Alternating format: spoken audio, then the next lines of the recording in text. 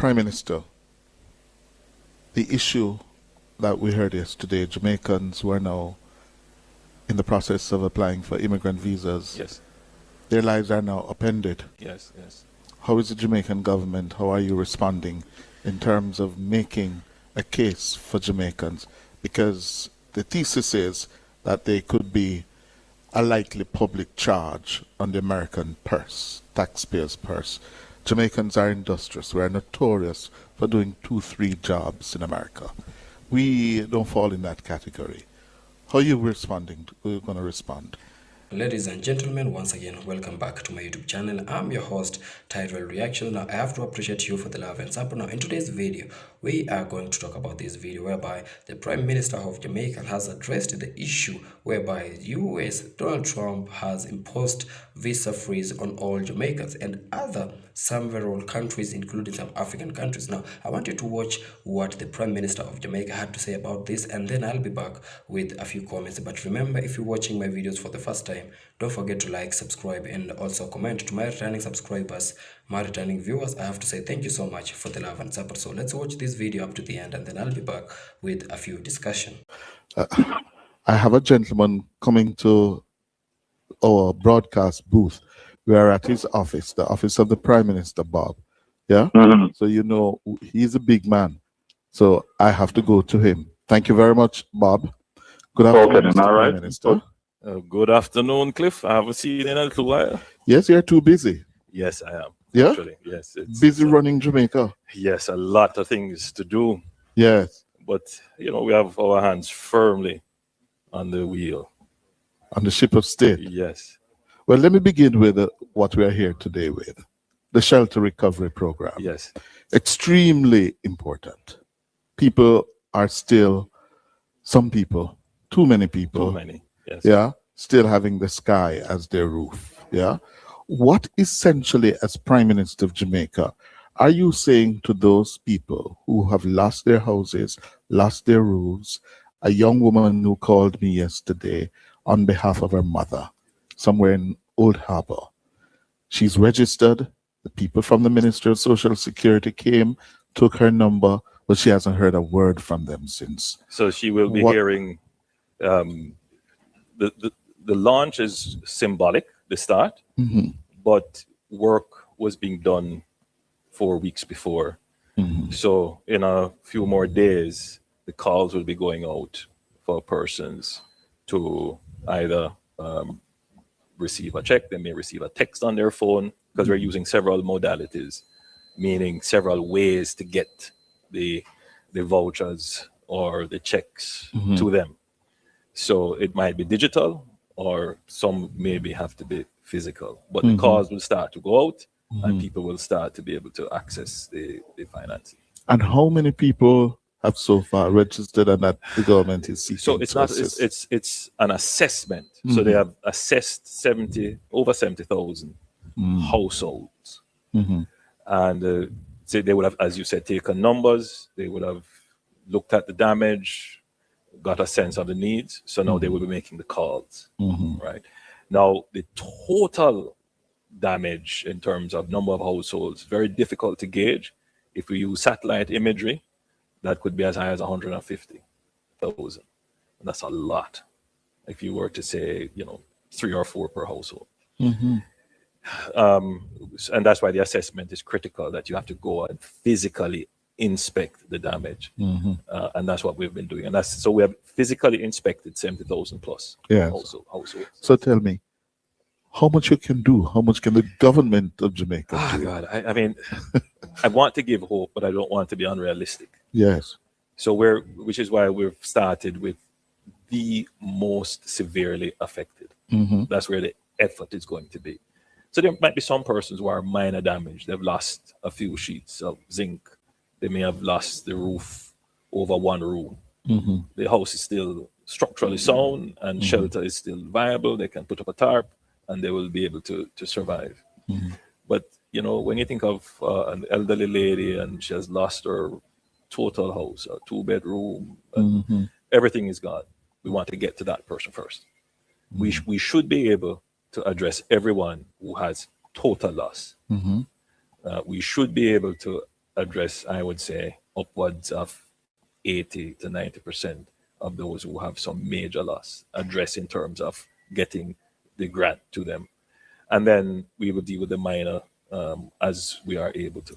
Yeah. And the grant, you have a maximum amount, of course. Yes. So one of the reasons why we couldn't start earlier is that we didn't want to commit to an amount, not knowing what the overall would be. So, when we started, it was looking, a particular distribution. So we would have maybe 30% of those assessed would need full grants of $500,000.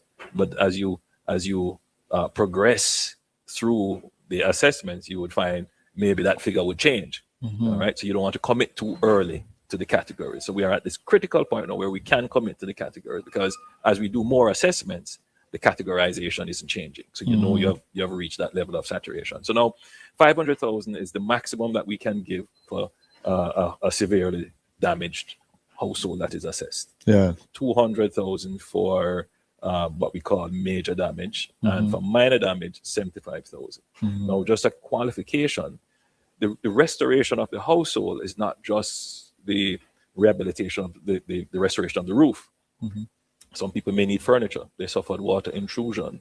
Some persons need to get their kids back to school. That's their priority, and their kids may have lost all their uniforms and their school books. So some of the grant that we're giving, we're going to make it unrestricted, meaning that you can use it for things other than roofing, hardware material, or restoration of your roof. Now, we encourage persons, even with that $75,000, which we call the rehabilitation portion, to use it for things that are going to put you in a meaningful position.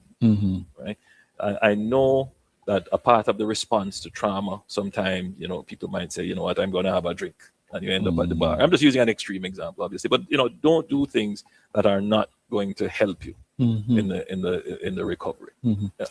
How satisfied are you so far that the government bureaucracy has been working in responding to the needs? Let me say this: we must acknowledge and give high commendations to the first responders, to the staff members who themselves suffered damage but were still out there.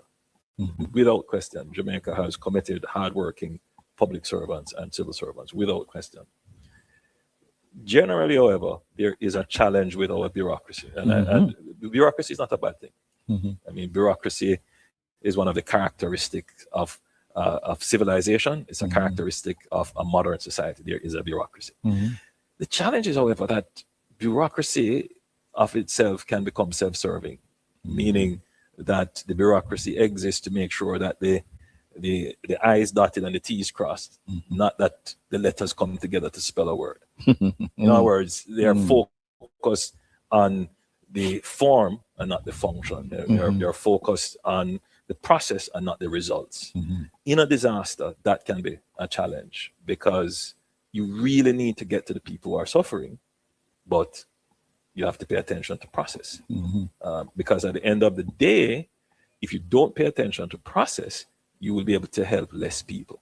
That's the reality. Right. So we have had this balancing act of trying to, as best as possible, dot all the I's and cross all the T's, whilst quickly delivering benefits. And I will never say that we couldn't do better. I think we So can where do are better. you with the national institution to really oversee the recovery? As I said You earlier, have been everything promising to give us the details. everything is being done in parallel. So I will commit to the nation shortly, as I will do with enough significant way. You'll get all the details. Some of that has to be carefully planned. And to be truthful, I have had to give a lot of thought to it directly. It's going to be a kind of new organization, new effort, and I have to make sure that some of the nuances and the political sensitivities and all of these issues are addressed, because you don't want to start and then you run into a roadblock. I have taken on, large transformational things before, and then you end up in a political roadblock. So I'm trying to make sure that this one, which is so critical to our national development, that it has full support, and that it is on sound grounds legally. So when it starts, it's just And by full support, it means that you're consulting with all the stakeholders, including it will the be private sector, the yes, opposition. it has to have that level of support. Think about it. Our GDP is anywhere between 20 and 21 billion dollars. All right, US. US. We potentially could spend 6.7 billion dollars in between 3 to 5 years doing reconstruction. Yes. And if you do it in a synergistic way, in other words, you could get more than the value you spend. So this is an opportunity for us to increase our GDP by even as much as 50%. So you're ensuring that the opposition is on board. So the opposition has to be on board. I mean, look, let's be practical. You're never going to get the opposition on board fully with anything, but at least you want to be in a position where transparency can address any form of cynicism. The question of rebuilding with more resilience embedded, yeah? For example, roofing and construction. Where are we with that? What's the guideline? What's the policy? So look, Jamaica's building laws are there already with resilience built in. The last iteration of our Building Act would have these things in there, you know. So it's not a problem of legislation. It is a problem of enforcement. That's what it is. So that's one.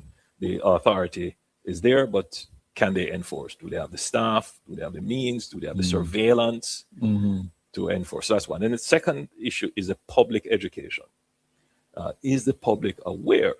You know, we can't take it for granted. You know, everybody's putting up a house and people are building, putting ply and lumber, but do they actually understand that there are ways to strengthen your home against a Category 5 or a Category 4 hurricane if you just do these simple steps? So the mainstreaming of proper construction knowledge is something that we're going to have to do. In other words, we want to make it a culture. Now, sometimes, you know, events create culture. Without question, Hurricane Gilbert created this culture of a slab roof. Right? I grew up in Hurricane Gilbert. You obviously were a big man at that time. I was just a teenager. I looked through my window, peered through my window during Hurricane Gilbert, and saw a roof did like this. Took off. So, and from then, you know, my preference has always been, you know, slab, concrete. But even that, you have to build with a certain engineering. Right. As well. So because the earthquakes are because coming. of earthquakes. So the knowledge of construction needs to be more widespread. But then there's another issue now which we have to pay attention to, which we didn't have to consider during the time of Hurricane Gilbert, and that was climate-related events. I'm not going to get into the argument about whether or not climate change is anthropogenic, but what is clear is that we are experiencing more frequent and more intense and more overlapping climate events. That is without question. Yes. And the only way to treat with that, aside from the adaptation and other strategies, is resilience. Right. So we have so resilience is not just about the ability to recover quickly from a shock or a disaster. It's about taking decisions that do not put you in harm's way. And so the drive for people to find somewhere to live. People are finding marginal lands. They're going into swamps. They're going on steep hillsides. They're going into places where they don't think anybody's going to see them. And so they think they can live there safely.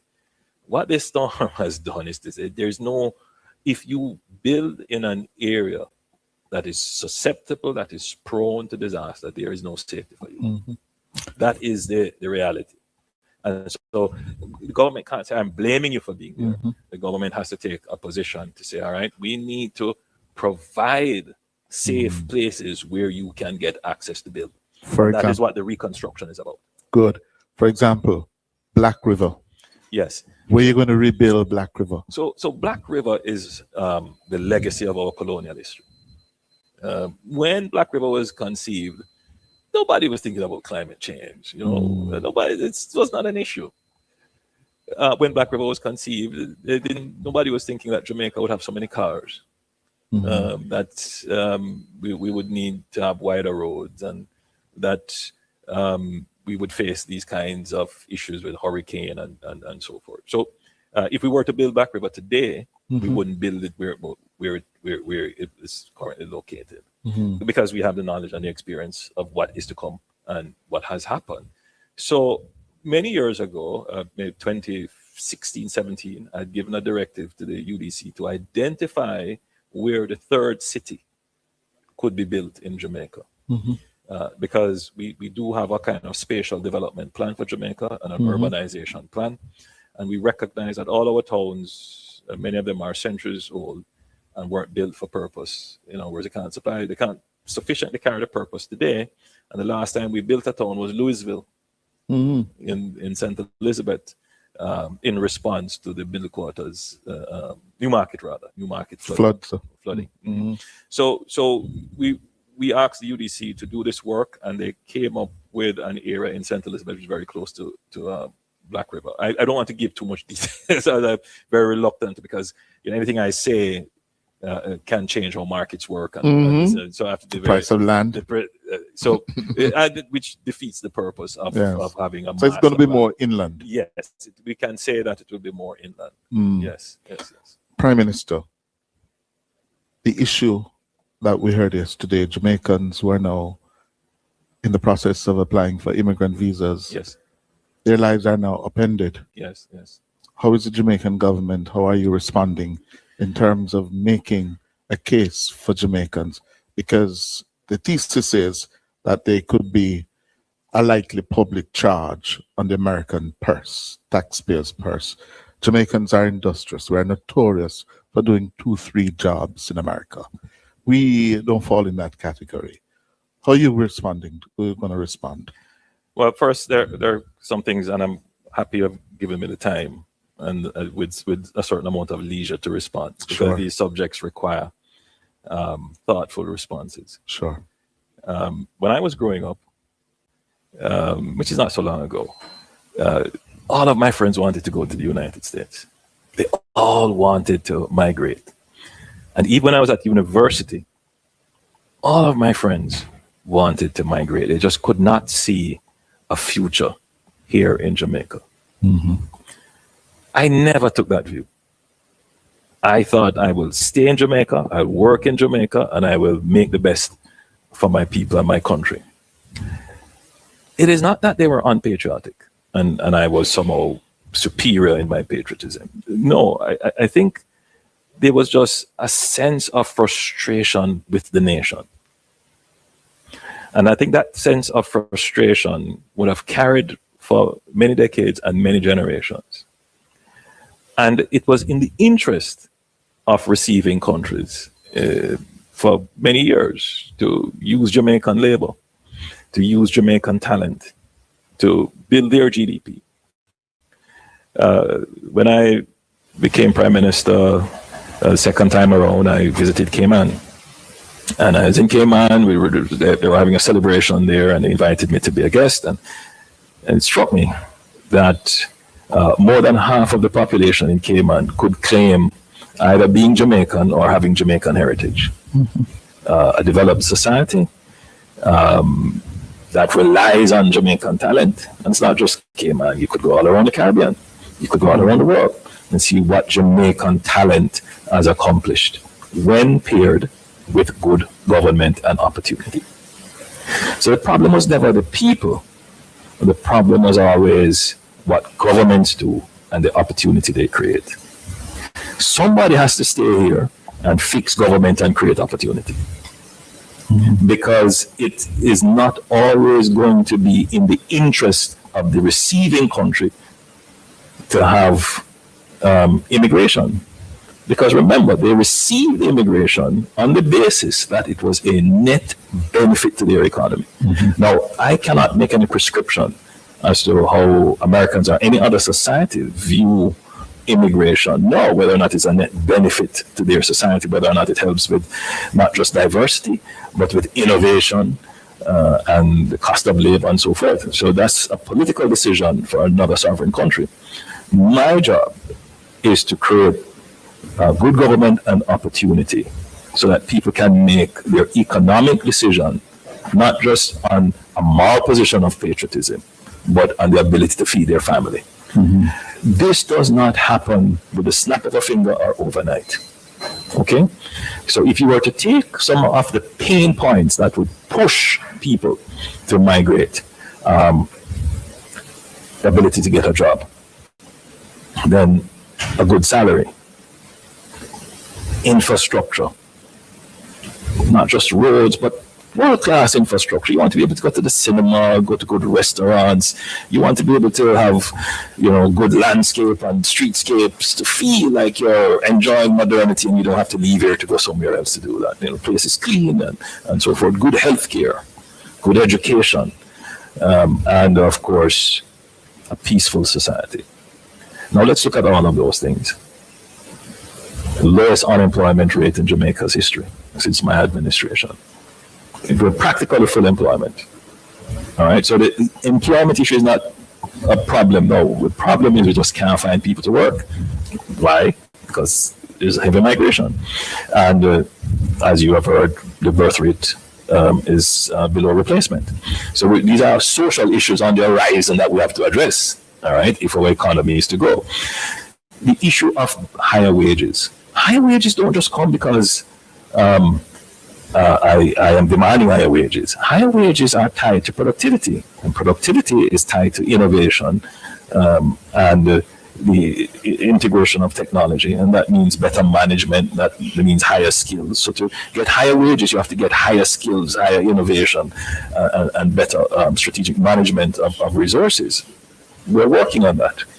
Then let's look at crime.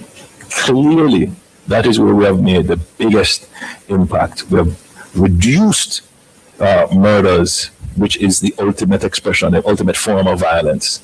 And we're keeping that down. And the objective now is to attain peace.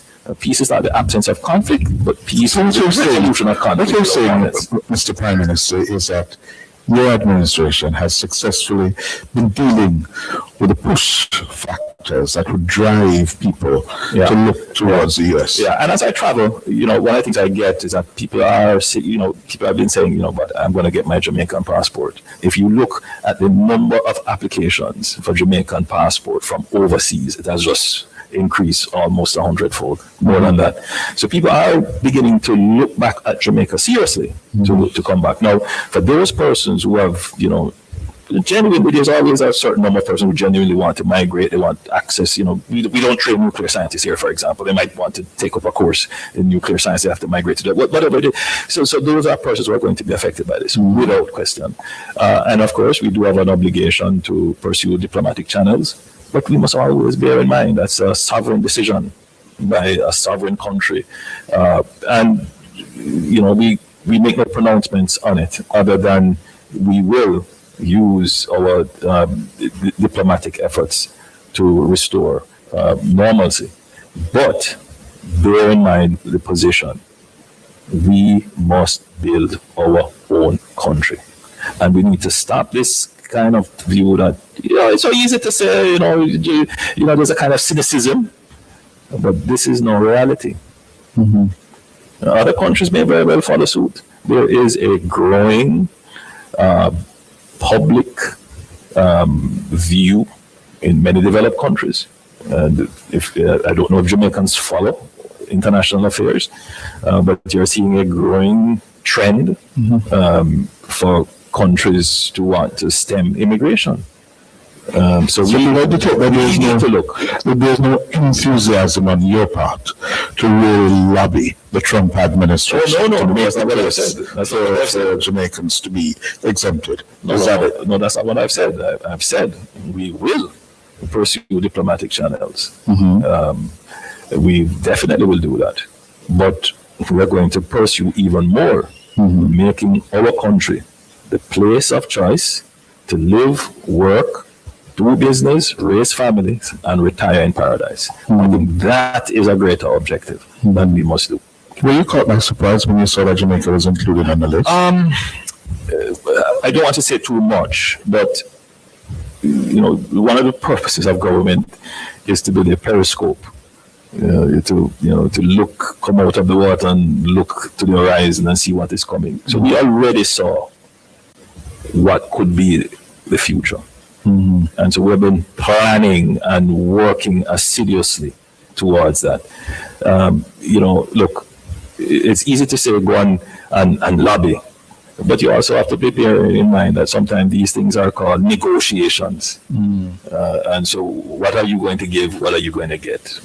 So, the Jamaican public, I think, needs to understand that we are in a different era of global and geopolitical, geoeconomic, and geomilitary politics. And it requires a certain smarts, a certain foresight and thoughtfulness to manage the process to keep Jamaica safe.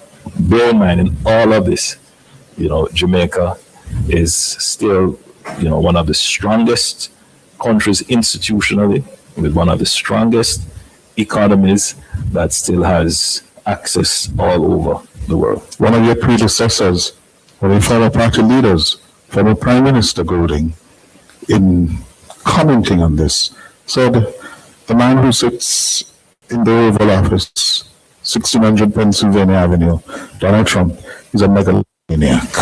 Would you agree? As Prime Minister of Jamaica, and I want to repeat that, my job is to keep Jamaica safe. We respect the policies and programs of sovereign nations. If they have a negative impact on us, we obviously will use our diplomatic channels and other channels to bring our case, to lobby, to negotiate, to make sure that the best interest of Jamaica is always pursued and maintained. So you wouldn't agree with him? No, I have no views on what was said by anyone else on this matter. My own view is that President Trump is, pursuing a strategic agenda, which I don't think it is a surprise to many. It's well documented. You can read several of the international articles and several of the think tanks and what they have published. So you understand what it is that they are about. We should not be fazed by this. And I think that is where the challenge is. There is an expectation that the global order is always going to be the way we thought it was. The global order changes over time. These policies are not new policies. They were pursued in the early 1920s. They were pursued before. So what we must do as a small, developing country is to be able to position ourselves to take advantage of opportunities that are created and protect ourselves from threats.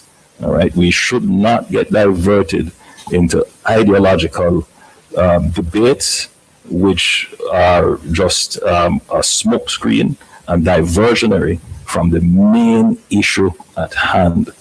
At the end of this, we want our economy to grow. We want to remain peace. We must rebuild the areas of Jamaica that were damaged. We must be more resilient. If you were to take the era of the 70s, when we diverted into all kinds of ideological schisms and isms, anyone who went through that today, reflecting on it, could not say that it benefited us. No. And so that is what I have learned, having gone through and seen it. Obviously, I was a youngster then, but I was around then. Yeah. And in the 80s, right? I am not going to make that mistake. Right? Jamaica will be, as I said, on steady, solid, strategic, well-led grounds. Prime Minister Holness, thank you much. Thank you, sir. Thank you. Good. So we're going to leave it for today. Now, once again, ladies and gentlemen, welcome back to my YouTube channel. I'm your host, Tyrell Reactions. Now, in today's video, I want us to talk about this video where we've just watched, whereby the United States President Donald Trump has imposed U.S. visa freeze on all Jamaicans and some other countries. Now, this has come as a shocker to a lot of people, and mostly those people who have been affected are those people who had already applied for their visas, those people who are waiting for their visas to come out, and of course, those people who had a dream of traveling to the United States in search of the greener pastures. Now, once again, let me say this. This video, whatever Donald Trump has decided to do, should serve as a wake-up call to a lot of people. Not just to the Jamaicans, but also to those people here in Africa. Those people who have faced, or rather those countries who have faced visa freeze, US visa freeze. Because at this point, this is just to tell us that our leaders, they have become puppets to these Western leaders. And at this point, you realize that the Western leaders, they don't really care about our leaders. They don't really care about us. They only care about what they are going to benefit from us. As we know, Africa, being the motherland, has a lot of resources. A lot of country has a lot of resources. And at this point, you'll understand that without Africa, the diaspora wouldn't be what it is right now, because a lot of the development done in the diaspora, it's because of our African resources. Now, at this point, look at what Donald Trump has done. He has ignored all the help they have been getting from Africa. And if you remember, there is a time Donald Trump did cut the aid that was being given to Jamaica and some other African countries. Now, you tell me if this certain leader has the best will of our countries at heart. Now, this should serve as an eye-opener. So my point was that our presidents, our prime ministers should make us, the citizens of our countries, to get the first-hand priorities, because as we all know, a lot of people have lost, for instance, let's talk about Jamaica. Jamaica has really lost a lot of talents to the foreign countries. And this is because of this kind of oppression that we face in our countries. We are not appreciated. Our talents are not appreciated in our countries. We get low wages. Our countries, our leaders, they don't protect us as the people who work hard to make sure that we represent our countries at the highest form of any competition. And at this point, you understand that everybody, every athlete just need to be appreciated. These athletes need to feel loved in their home countries. So our leaders, our presidents, our prime ministers, they should make sure that they protect us. They should make sure that they give us the first-hand priorities. Now, you can tell, like our countries, we have a lot of architects, a lot of good engineers, a lot of good doctors. But whenever a project comes up, our leaders, our presidents, our prime ministers, they don't give us the first-hand priorities. But instead, they only care about fattening their pockets. They are greedy, they are selfish, and you'll understand that by doing this, they just make sure that, or rather, they just pocket some huge amounts in their pockets. They are fooled, they are deceived to think that the foreigners, they care about them. They don't care about them. They care about what they benefit from them. And like I said, Africa, we are rich in a lot of resources. That's why you can see a lot of leaders, African leaders, they don't feel nice saying what Captain Ibrahim Traore has done for his country. Captain Ibrahim Traore has made sure that Burkina Faso is debt-free. And that's what our leaders are supposed to be doing. Just a young president, he has managed to do a lot for his country than any other leader in Africa. We have seen a lot of assassination attempts on the life of Captain Ibrahim Traore, but they have not been successful because this person, this great leader, is not protected by the government, is not protected by any other leaders, but protected by the people of Africa and the people of Burkina Faso. You tell me, which leader have you seen being protected by its citizen in Africa and any other country? It's because they are selfish, they are greedy, they don't care about their people. Once they get that position in power, they forget about their own citizens. And at this point, you understand that people feel betrayed. People don't like being betrayed. And at this point, when you betray them, they lose their trust in you. They cannot trust in you. So you'll understand at some point, like, we are being oppressed by the people we put in power. So now I'd really love to say this. At some point, you'll understand that what the Prime Minister has just been doing is trying to sell his manifesto for maybe the oncoming elections. I mean, there has been a recent election, but he is now trying to show people that he can deliver. I mean, people don't really need to hear stories. People want to see that you are delivering what you are supposed to do, what you promised them. So at this point, I've seen a lot of people congratulate the Prime Minister, of which it's not a bad thing. A lot of people love the Prime Minister, and the opposition, they have what they had to they or rather they have something to say about that. And of course, you'll understand that the opposition really plays a big role in a country, because these people, they really push hard those the party that's in power. They make sure that the party does what it's supposed to do. That's why we see a lot of time the opposition parties, the opposition leaders, they keep on pressuring the Prime Minister, because they know the Prime Minister, you can do better.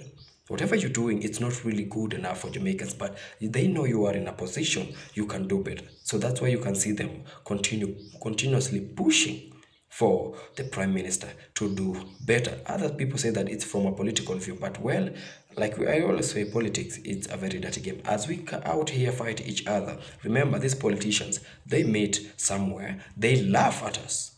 So let's all preserve humanity. Let's not fight each other. Let's not try to do or rather curse any other. Even though I know this is an important and impossible request to a lot of you. So once again, ladies and gentlemen, thank you so much for the love and support. Thank you so much for taking care of me. Thank you so much for making sure that you motivate me to keep on giving you great content. Now, I'd love to ask you to please tell me what you think of this video in the comment section. And if at any point I have said anything that offends anyone, I'd really love to ask for your forgiveness. So once again, thank you so much for the love and support. And until we meet again in my next video, peace out and one love.